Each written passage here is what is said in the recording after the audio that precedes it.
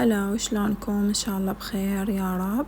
اليوم اجيتكم فيديو جديد. حبيت اسوي لكم فيديو كامل شنو اسوي ريوق، وشنو سويت غدا، وشنو سويت عشاء. تمام.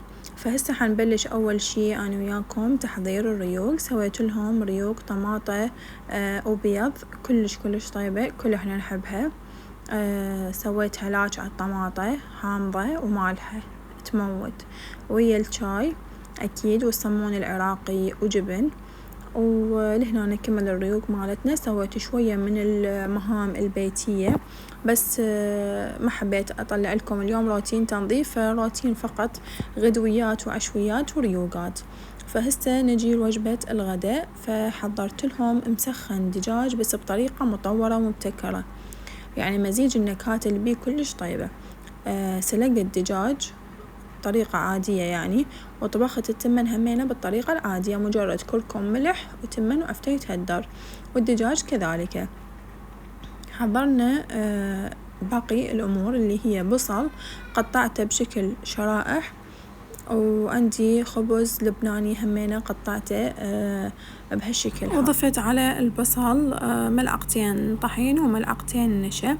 وهسه حبدي أقليهم. أول شي خليت بالطاوة زيت وخليتها تحمى، بعدين ضفت عليها الخبز اللي مقطعته ونصيت النار حتى تصير مقرمشة وتاخذ لون ذهبي حلو مو محروقة.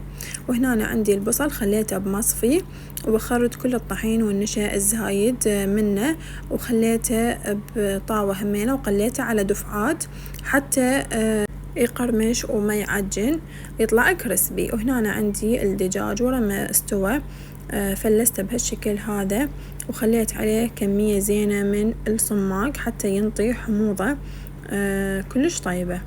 وراها حضرت آخر خطوة اللي هي الصوص. هنا أنا عندي تقريبا ملعقتين من الراشي، خليت عليهم 4 ملاعق من اللبن، وضفت عليهم فص ثوم واحد أو يقدرون أزيد، وعصير ليمون وملح، وخلطتهم كل زين حتى يتجانس الخليط عندي، وتكون الصلصة يعني لا ثخينة ولا خفيفة. وإذا تحبوها خفيفة عادي تقدرون تضيفوا لها شوية ماي، بس هي القوام لازم يكون بهالشكل هذا كلش طيبة.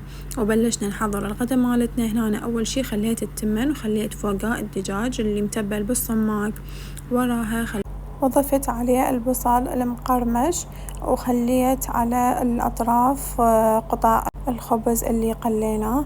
وشوفوا البصل شلون ذهبي وكريسبي يجنن.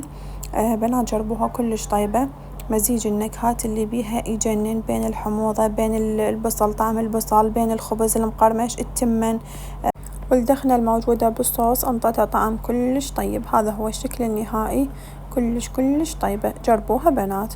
ورا الغدا هذا شربنا الشاي مالتنا واشتهينا شي حلو، فطلعنا شوية غيرنا جو، اشترينا زنود الست من الحسيني.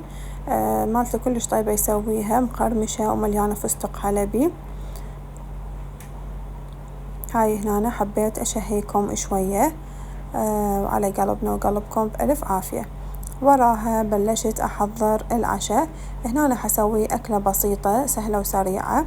هنا أنا عندي صوصج وفنجر قليتهم وخليت عليهم جبن، وكان عندي باقي شوية من صدر الدجاج اللي فرزناه. اللي ما شاف الفيديو مال التفريزات يروح يشوف الفيديو، ولا ينساني لايك وتعليق.